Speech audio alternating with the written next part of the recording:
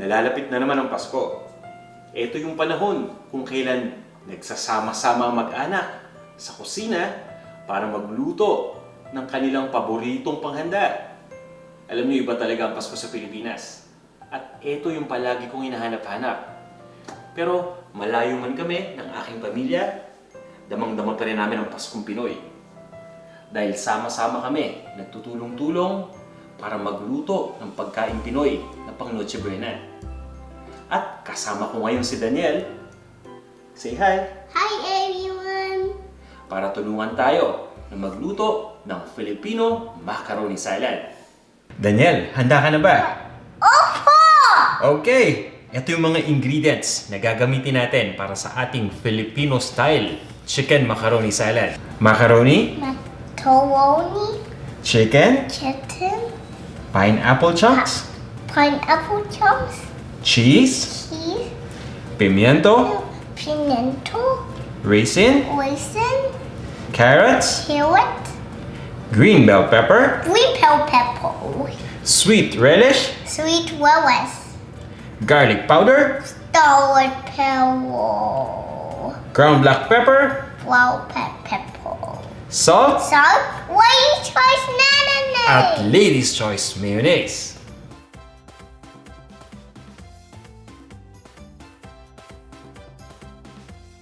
Tara, umpisa na natin ang paggawa ng ating Filipino chicken macaroni salad. Nilagay lang natin yung macaroni dito sa isang malaking mixing bowl. Niluto lang natin ito batay sa package instructions. Ang ginawa ko ay nagpakulo lang ako ng tubig sa isang cooking pot. At sa oras na kumulo ng tubig, nilagyan lang natin yun ng isang kutsaritang asin. At pagkatapos ay binuhusan natin yung macaroni. At niluto lang natin yun ng 9 minutes. Basta huwag ninyong kakalimutan na haluin yung macaroni every 3 minutes para maiwasan itong magdikit-dikit sa isa't isa. Makalipas ang 9 minutes, dinrain lang natin yung tubig at sinet aside lang natin itong macaroni. Ngayon naman ay ilagay na natin dito yung chicken o yung manok. Ito yung ating shredded chicken. Dito naman sa shredded chicken, nagpakulo din tayo ng tubig sa isang pot. Nilagyan din natin ng isang kutsaritang asin para makatulong na magpalasa dito sa chicken. At pagkatapos nun, ay nilagay natin yung chicken breast. Ang gamit natin yung boneless chicken breast, nilagay lang natin ito dun sa kumukulong tubig at niluto natin ng 22 minutes. Pagkatapos ay pina-cool down lang natin. Tinanggal natin itong chicken dun sa kumukulong tubig. At pagkatapos nun, pinilas na natin o shaned na natin na katulad nito. So ang ginagawa ko ngayon ay dahan-dahan ko lang pinaghahalo yung chicken, pati yung macaroni. Ayan. Hindi naman natin kailangan haluin ito mabuti dahil maglalagay pa tayo ng mga ibang ingredients dito. At ngayon ay tutulungan na tayo ni Daniel para ilagay yung ibang ingredients dito sa ating Filipino style na chicken macaroni salad. Ilalagay na natin dito yung pineapple chunks. Can you put the pineapple chunks there? Yeah. Okay. Good. Itong pineapple chunks, kasama pa dito yung juice na kasama dun sa lata ng pineapple. Mga siguro 1/4 cup ang isasama natin. Meron pa daw isa. Oh, Okay. oh. Sumutin natin. Ayan. What's next? Raisin. Okay, you put the raisins there. Lagay na natin yung raisins o yung pasas. There's more. Alright. Then what? Sweet relish. Okay. Let me move it. Okay, just hold on. Okay, hold on. What's that? Ito yung pickle relish na lagyan na natin. Ito naman yung carrot. Carrot. Yan, yung carrots. Carrot's so Wow. healthy. Yeah. Cheese, okay? Put the cheese there. There you go. Okay, good job. There's even more. Oh, there's even more. Okay, simutin natin. Alam niyo, importante para sa akin na matuto yung mga bata na magluto ng ganito ba yung edad nila ng batang-bata pa. Kasi makikita natin kung interesado sila at kung interesado sila, pwede na natin silang suportahan This sa is murang sour edad. or sweet. That's sweet. That's called pimiento. Tingnan nyo, di ba? Napaka-curious niya. Kaya kung yung mga anak ninyo natutong magluto ng bata pa, kakalakayan nila to at maaaring ituro nila itong ginagawa natin sa kanilang magiging pamilya. Oh, you put the pimiento here. But pimiento. Okay, this is sweet pimiento. No, sour pimiento. No, it's sweet. It's a type of pepper, sweetheart. But Okay. it's sour. No, it's not. It's, Okay. It's red. It is. What is this? It's green. Green what? Green pepper. Green bell pepper. Okay, you put the green bell pepper there. There you go. Okay. There's still something left here. Okay. Now you mix it. What was it? This one. Use the spoon. This one. This Why one. not this one? Okay, use that one. That's fine. But you need to toss it. Can Daddy toss it first? I'll toss it first, okay? Okay, there you go. Alright, see the colors? It's really nice. It's rainbowy. Yeah, it's rainbowy, right? So, ang gagawin natin dito, yung hahaluin lang muna natin yung mga ingredients hanggang sa mag-blend na ito mabuti. At para makompleto itong ating Filipino chicken macaroni salad, gagamit tayo ng Lady's Choice Mayonnaise. Ito yung lagi namin ginagamit kapag gumagawa kami ng macaroni salad. Can you open it? Yeah. And There you go. Daddy will help you. Okay, you put it there. There you go.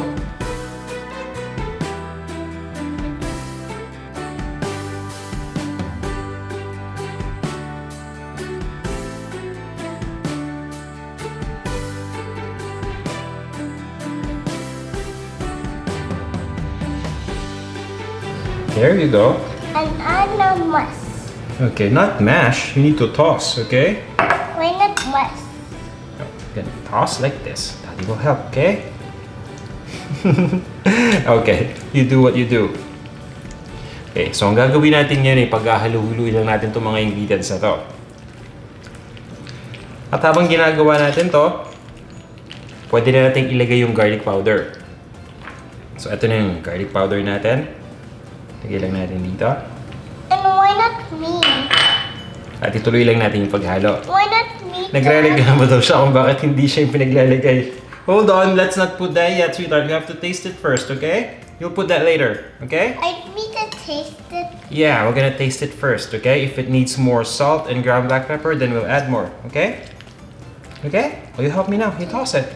Or you do what I do. Use the spoons. Okay, I use the spoons. You toss it. There you go. Two potatoes. Yeah, 1, 2, 3, toss. There, pull up. Toss. Gently. Toss. Good job. It's so awesome. See, it's so awesome, right? Now, you have to taste it first. Okay. I want to taste That one. Okay. That's chicken and macaroni. Taste it. and Lady's Choice. Yes, and Lady's Choice. And mayonnaise. cheese. And cheese. What do you think? Good. It's good. Okay. Now, does it need more salt or pepper? Yeah? Yeah. So you have to put it there? Oh, Okay, you put it there. Okay. Is the salt there? Not yet. Put all the salt. Good job. Okay, you toss it now. I'm gonna help you, okay? I'm gonna help you toss. Because this is quite heavy. Yan, so ngayon, pag natikman na natin at nalaman nga natin na kulang pa ng asin o kulang pa ng alat at kulang pa ng ground black pepper, so lagyan lang natin. So nasa sa inyo na yun kung gaano karami ang ilalagay ninyo. So ang gagawin natin dito, itutuloy lang natin ang paghalo nito, dahan-dahan lang, para hindi natin masira yung macaroni. At pagkatapos ay ililipat lang natin ito sa isang serving plate at tikman na natin. At ngayon nahalo na natin mabuti, titikman ko na to. Maglalagay lang tayo ng ating Filipino chicken macaroni salad dito sa ating maliit na lalagyan para tikman. At alam niyo mas masarap ito kapag malamig. So kadalasan ang ginagawa ko dito, tinatakpan ko lang tong bowl. wait. At pagkatapos, i-refrigerate lang natin ito ng at least 1 oras. Pero mas maganda kapag 3 oras o mas matagal. Para talagang chilled na chilled ito. Wala ako ng kutsarita. Tikman na natin. I want a macaroni. Okay, I'll give you macaroni. Daddy will taste this first, okay? Okay, and Okay. and only a macaroni only. I want a macaroni. It's really good. I Ang want a sarap. macaroni only.